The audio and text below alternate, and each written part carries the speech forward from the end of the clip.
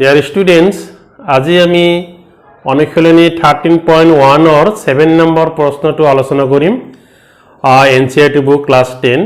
7 number problem तो की दिसे एटा तम्बुर आकृति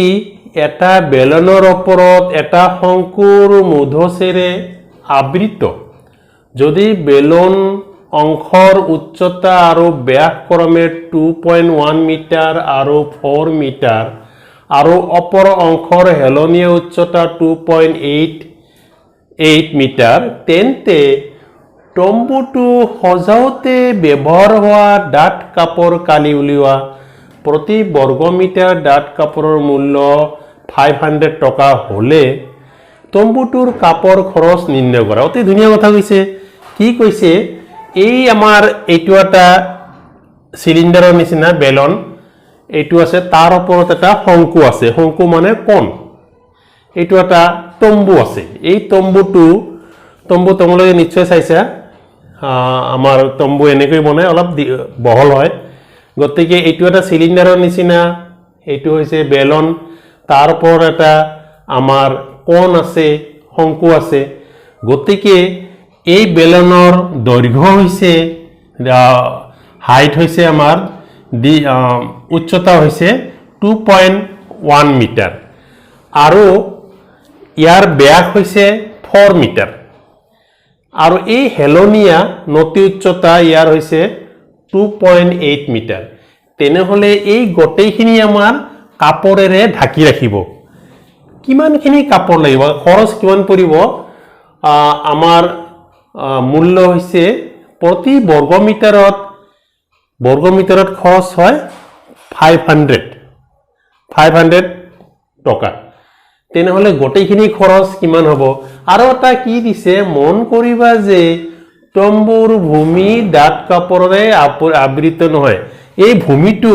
ইয়াৰ মাটিৰ লগত থাকে তাত আৰু ডাঠ কাপৰ দিয়া দৰকাৰ নাই অকল এই সাইড বিলাক ওপৰটো দিব লাগে গতিকে আমাৰ কি হ'ব এইখানে আমি ইয়াৰ আমাৰ পৃষ্ঠকালি কি হ'ব ফাৰ্স্ট পৃষ্ঠকালি বাহিৰ কৰিম তাৰ পিছত আমি কিমান খৰচ পৰিব এইখানি আমি তোমালোকৰ আগত উলিয়াই দিম বুলি আশা কৰিছো আমি এতিয়া যাত্ৰা কৰো আমাৰ যাত্ৰা শুভ হোক কি কৈছে প্ৰথমতে আমাৰ বেলনৰ কথা চিন্তা কৰো বেলনৰ উচ্চতা বেলনৰ उच्चता किमान उच्चता इक्वल टू 2.1 मीटर 2.1 मीटर इटो दिया আছে 2.1 मीटर आरो यार ব্যাস এটু ব্যাস দিয়া আছে ব্যাস ইকুয়াল টু 4 মিটার এইটু দিয়া আছে বাস এতিয়া আমি ব্যাসার্ধ বাহিৰ কৰো অতএব বেলনৰ ব্যাসার্ধ আমার কি হব r equal to 4/2 equal to 2 metre হব গতিকে বেলনৰ ব্যাসার্ধ কিমান হল 2 মিটার এই আমি ইয়াত 2 মিটার লিখি দিলু কিন্তু এতে কথা হল আমার ইয়ার কি হব ইয়ারও 2 মিটার হব অপর যে শঙ্কু আছে শঙ্কুৰ ব্যাসাৰ্ধ 2 মিটাৰ হ'ব বেলনৰ ব্যাসাৰ্ধ 2 মিটাৰ হ'ব গতিকে আমি কি পাম শঙ্কুৰ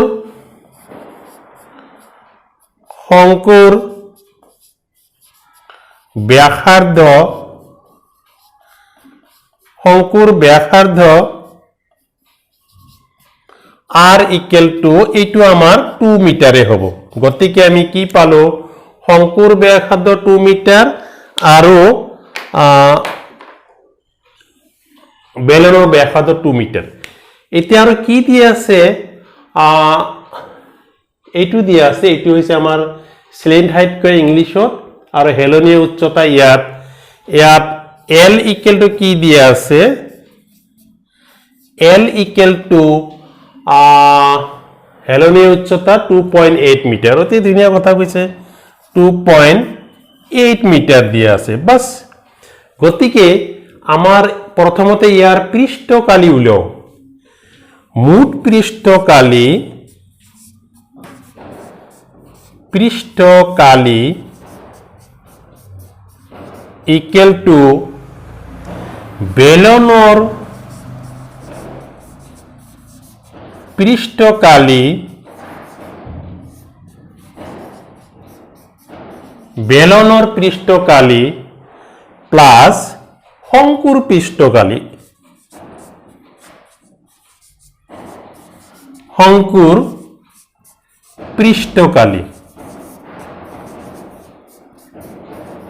এইখিনি হৈ গ'ল বেলনৰ পৃষ্ঠকালি প্লাস শংকুৰ পৃষ্ঠকালি এতিয়া বেলনৰ পৃষ্ঠকালি আমি কি জানো টুৱাইস পাই r h 2 পাই r h বুলি জানো আৰু শংকুৰ পৃষ্ঠকালি পাই r l হেতু জানো গতিকে আমি টেনশন লাভ দৰকাৰ নাই আমাৰ ধুনীয়াকৈ এনসাৰ ওলাই যাব আমি ভয়ও খাওয়া নাই কোনো ভাবিও নাই বলে অলপ কিবা টেনশন খাব লাগে টেনশন খাওয়ার দৰকাৰ নাই অকল এইটো আমি এইটো যোগ কৰি দিছো এতি এই দুটাৰ পৰা অলপ ক্যালকুলেশনৰ সুবিধাৰ কাৰণে আমি কি কৰো টুৱাইস পাই r কমন লব পাৰো এলা ভাল হৈ যাব পাই r আমার পাই r কমন লও চাওচোন কি ওলাই পাই r ললে ইয়াত হ'ব টুৱাইস h আৰু টুৱাইস h হ'ব আৰু ইয়াত থাকিব l থাকিব বাস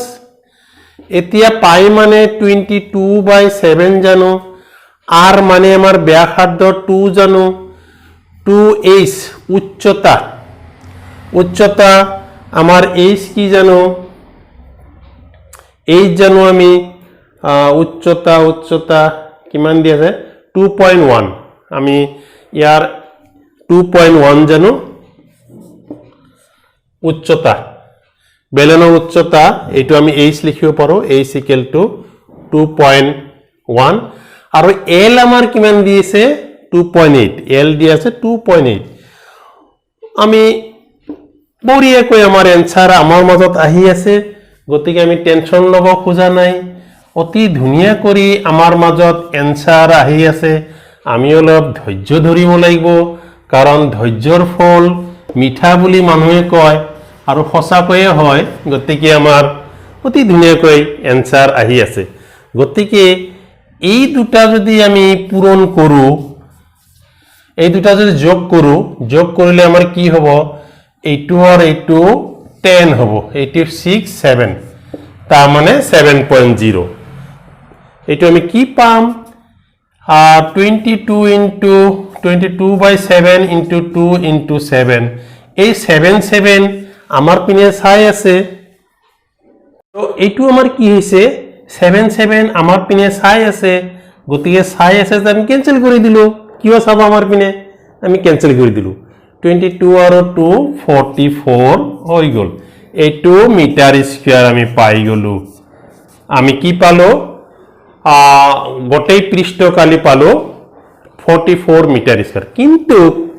এইখিনি এটা পাই গলো কিন্তু আৰু এটা কাহিনী মতে কি কৈছে প্ৰতি বৰ্গ মিটাৰৰ ডাঠ কাপোৰৰ মূল্য 500 টকা গতিকে আমাৰ 1 মিটাৰৰ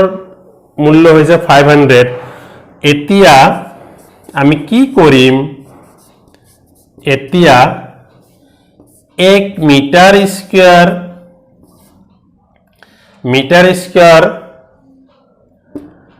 ডাঠ কাপোৰৰ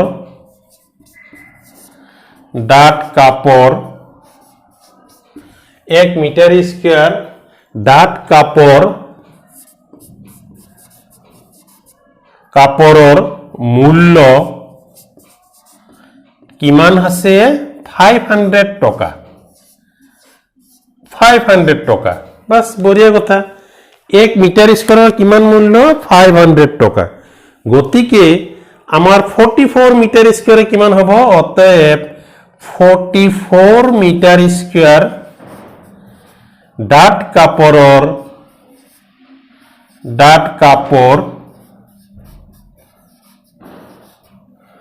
কাপোৰৰ মূল্য equal to 44 into 500 গতিকে আমি এই দুটা যদি পূৰণ কৰো দুটা 0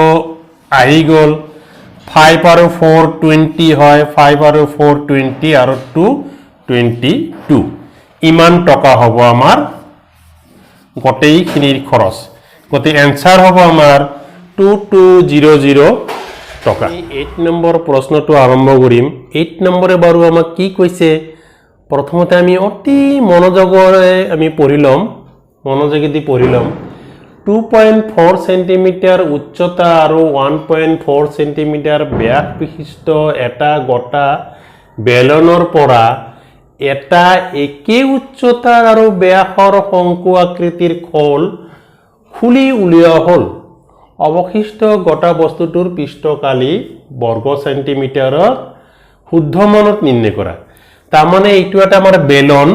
এই বেলনৰ উচ্চতা কিমান 2.4 ইয়াৰ উচ্চতা আছে 2.4 সেন্টিমিটাৰ আৰু ইয়াৰ ব্যাস হৈছে 1.4 সেন্টিমিটাৰ গতিকে এই বেলনৰ পৰা আমি কি কৰিছো শংকু এটা কাটি উলিয়াইছো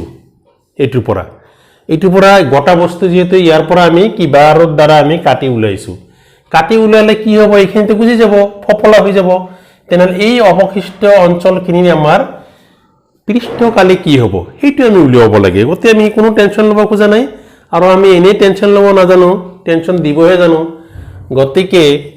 আৰু টেনশন নলবা টেনশন ললে মুৰটো গৰম হৈ যাব মুৰ গৰম হলে আকৌ নৱৰত্ন তেল লগাব লাগিব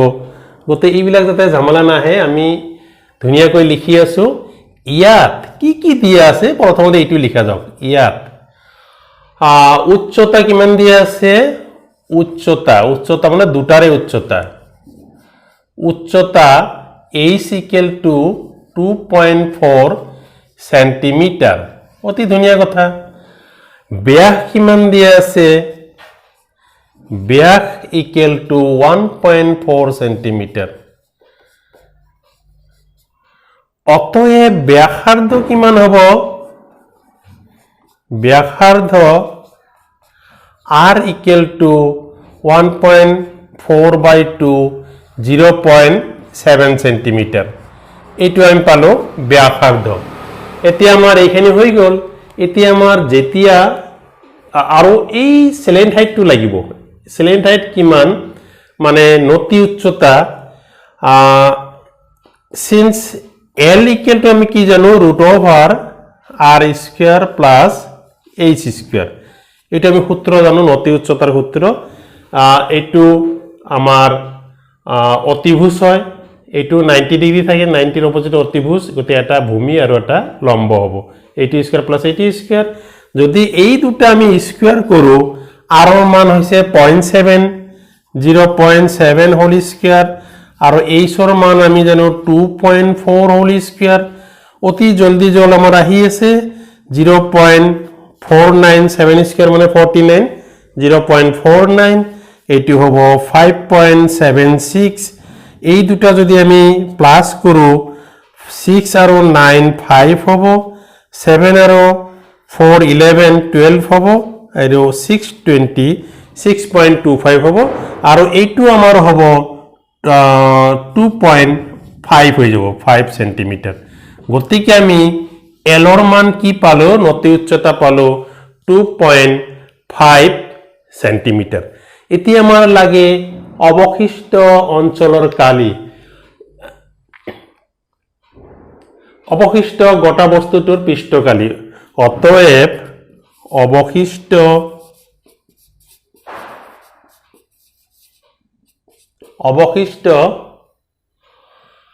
গোটা বস্তুটোৰ অৱশিষ্ট গোটা বস্তুটোৰ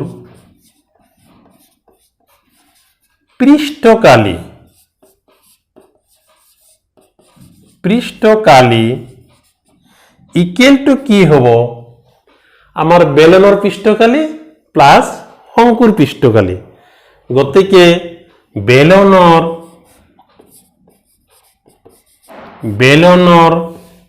পৃষ্ঠকালি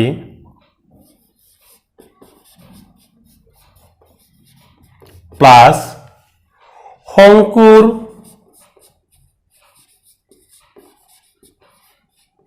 পৃষ্ঠকালি প্লাস এইটো হৈছে এই বেলনৰ এইখানি পৃষ্ঠকালি আৰু এই শংকুৰ পৃষ্ঠকালি আৰু ওপৰত এটা আমাৰ বৃত্ত থাকিব বৃত্তৰ কালি এইখানি আমি পাই যাম গতিকে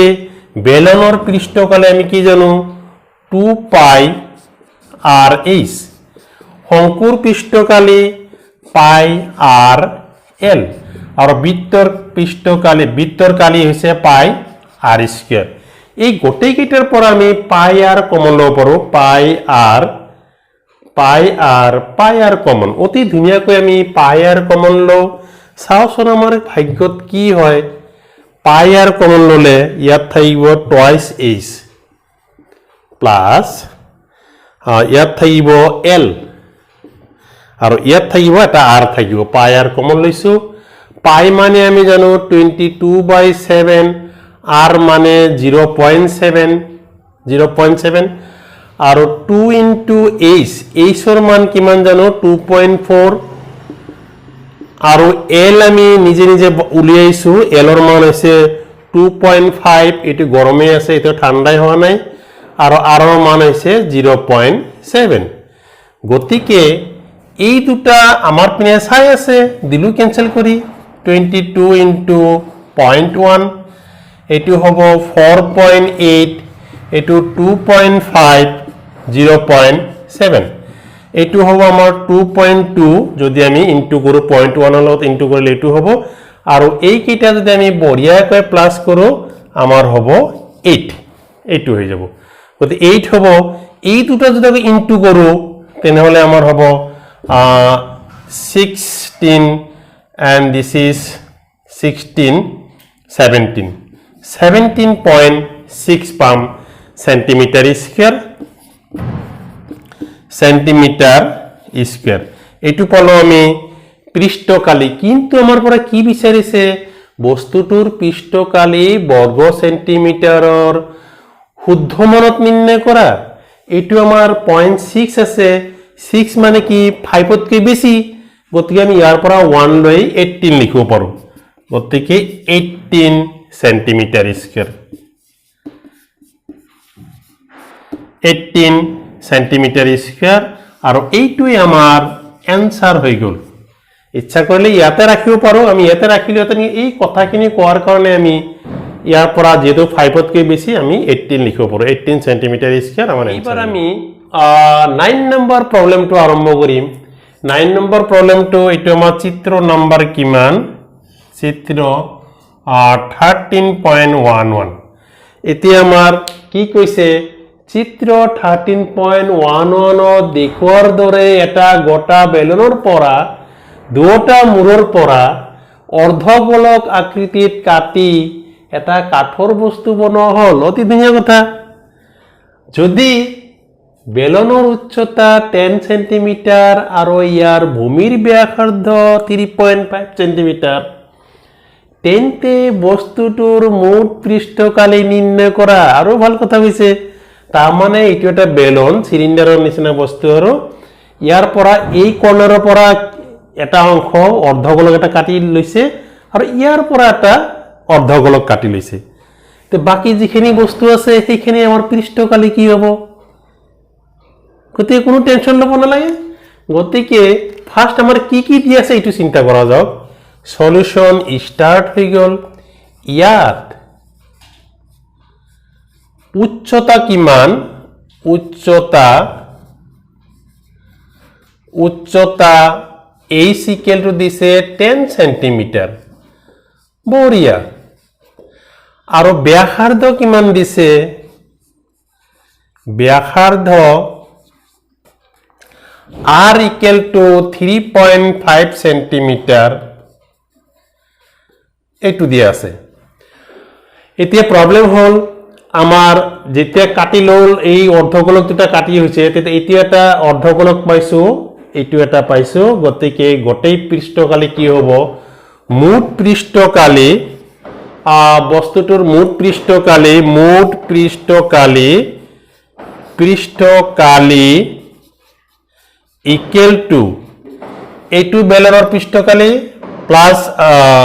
অর্ধগোলকের পৃষ্ঠকালি বেলনের পৃষ্ঠকালি প্লাস অর্ধগোলক পৃষ্ঠকালি অর্ধগোলকর পৃষ্ঠকালি অর্ধগোলকর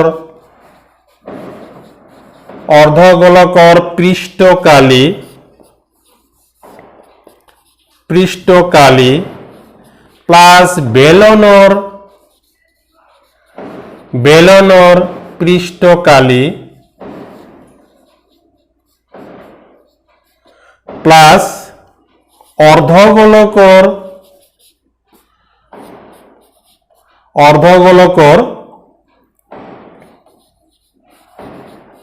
পৃষ্ঠকালি এইকেইটা আমি পাই যাম তার মানে অর্ধগোলক দুটা পাব ইয়াত এটা এই বেলনৰ পৃষ্ঠকালি আৰু এটা অৰ্ধগোলকৰ পৃষ্ঠকালি গতিকে অৰ্ধগোলকৰ পৃষ্ঠকালি আমি কি জানো 2 পাই r স্কয়াৰ বেলনৰ পৃষ্ঠকালি কি জানো বেলনৰ 2 পাই rh আমি জানো 2 পাই rh আৰু অৰ্ধগোলক হৈছে 2 পাই r স্কয়ার গতিকে আমি ইয়াত এটা 2 পাই r স্কয়ার পালো এটি হৈছে 2 পাই rh আৰু এইখিনিত এটা পালো 2 পাই r স্কয়ার গতিকে আমি এই দুটা যদি প্লাস করো 2 to 4 হবো 4 পাই r স্কয়ার আর এটি হবো 2 পাই rh এতিয়া এই দুটাৰ পৰা কি কমন যায় কমন আমি লম 2 লম পাই লম r লম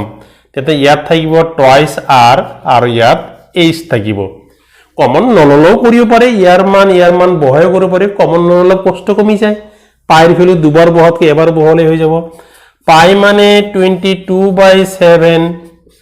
আৰৰ মান কিমান দি আছে 3.5 2 into 3.5 plus h মানে 10 জানো গতিকে এইটো হৈ গল ইয়াত আমাৰ কি হ'ব এই দুটা ক্যান্সেল কৰিলে 0.5 হৈ যাব 0.5 তেনেহলে এটো কি হল 44 into 0.5 এটো হ'ব আমাৰ 0 6 7 plus 10 আমি কি পাম 7 plus 10 পাই যাম এটো হ'ব 17 এতিয়া আমাৰ কি হৈ গল 5 দি পূৰণ কৰিলে 5 4 jar 20 5 4 jar 20 22 এটো পাই গলো আৰু ইয়াত পাম আমি 17 তেনেহলে 22 আৰু 17 পাই যাম এই 22 আৰু 17 যদি আমি লোৱাৰ ক্লাছৰ নিচিনা প্ৰডাক্ট কৰো পূৰণ কৰো তেনেহলে ইয়াত হ'ব 374 পাই যাম আমি পূৰণ কৰাৰ পিছত গতিকে এইটো হৈছে আমাৰ সেন্টিমিটাৰ স্কয়াৰ এইটোৱে আমাৰ নিৰ্ণয় কালি হৈ গল পৃষ্ঠকালি অবশিষ্ট পৃষ্ঠকালি এইটো হৈছে নিৰ্ণয় কালি গতিকে ছাত্ৰ ছাত্ৰীসকল নিশ্চয় বুজি পাইছা যদি বুজি পাইছা তেনেহলে অলপ সাবস্ক্ৰাইব কৰিবা ভিডিওবোৰ লাইক কৰি দিবা আৰু বেল আইকনটো বজাই দিবা ধন্যবাদ